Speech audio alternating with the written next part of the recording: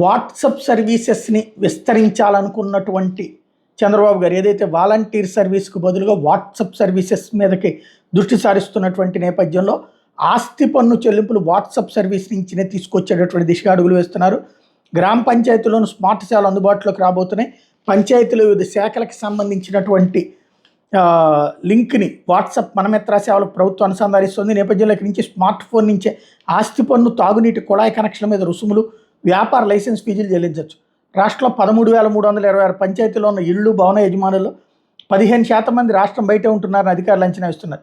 వీళ్ళలో చాలామందికి స్వగ్రామాల్లో వారసత్వంగా వచ్చిన ఆస్తులు ఉంటాయి. వాట్సాప్ మనమిత్ర సేవలకు ఆస్తి పన్ను వివరాలు లింక్ చేయడం ద్వారా ఇలాంటి వాళ్ళందరికీ చెల్లింపు సులువు అవుతుందని అధికారులు చెప్తున్నారు.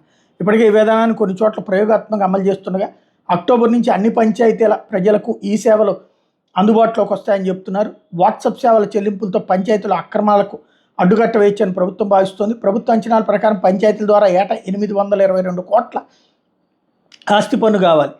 కొందరు కార్యదర్శులు, సిబ్బంది ప్రజల చేతిలో రసీదులు పెడుతున్నా చెల్లింపుల వివరాలు రికార్డుల్లో నమోదు చేయట్లేదు. ఇలాంటి అక్రమాల నియంత్రణకు ప్రభుత్వం గత ఏడాది స్వర్ణ పంచాయతీ పోర్టల్ ప్రారంభించింది.